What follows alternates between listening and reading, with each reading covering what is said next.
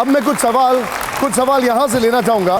अब अवधेश जी मेरे साथ हैं। अवधेश जी पूछिए अपना सवाल। सुधांशु जी, मैं जरा टोन चेंज करता हूं। आपकी पार्टी की ओर से चुनाव के पहले 2 बड़े संदेश निकले हैं।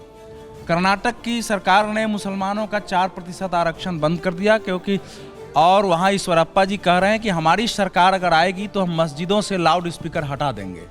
दूसरी ओर प्रधानमंत्री जी ने कल कहा, जिसकी चर्चा अभी हुई है, कि भ्रष्टाचारी एक साथ हो रहे हैं। तो क्या भारतीय जनता पार्टी आगामी विधानसभा चुनाव, लोकसभा चुनाव के पहले एक ओर वोटों का इसी आधार पर लोगों का ध्रुवीकरण चाहती है और दूसरी ओर भ्रष्टाचार के आधार पर राजनीतिक ध्रुवीकरण की ओर देश को ले जाना चाहती है? पहली बात आपने कही तो बहुत स्पष्ट कर देना चाहता हूं, भारत के संविधान में धार्मिक आधार पर आरक्षण का कोई प्रावधान नहीं है।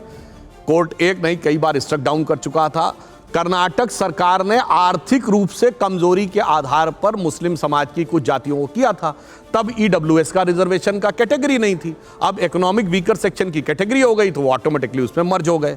अब ईश्वरप्पा जी ने यह कहा यदि कि हमारी सरकार आएगी तो मस्जिदों पर से लाउड स्पीकर हटेगा, तो यह भारत के कई हाई कोर्ट्स का आदेश है कि मस्जिदों से लाउड स्पीकर हट जाना चाहिए। और वैसे मैं आप लोगों के सुलभ संज्ञान के लिए बता देना चाहता हूं, सऊदी अरब में मस्जिदों पे लाउड स्पीकर नहीं है, और सबसे बड़ा दुनिया का मुस्लिम कंट्री इंडोनेशिया, वहां भी मस्जिदों पे लाउड स्पीकर नहीं है। कहावत है ना कि नया मुल्ला प्याज ज्यादा खाता, मगर यहां जो मुल्ला नहीं है वो प्याज ज्यादा खाता। ये बड़ी समस्या है।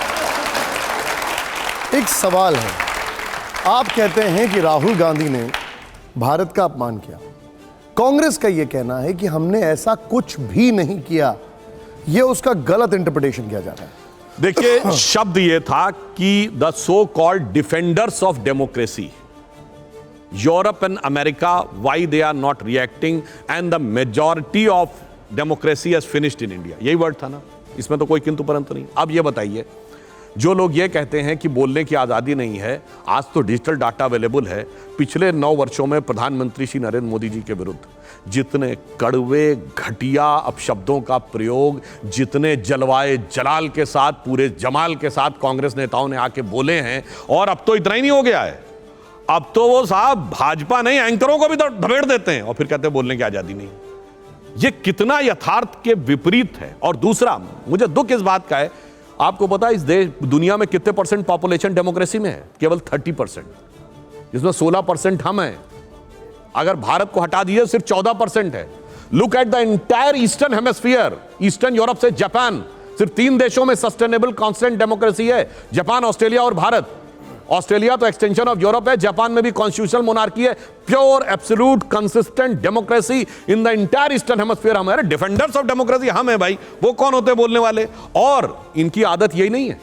जब इनकी सरकार थी तब याद करिए, भारत के 60 सांसदों ने यूएस सीनेट को लिख के भेजा था कि मोदी जी को वीजा मत दीजिएगा,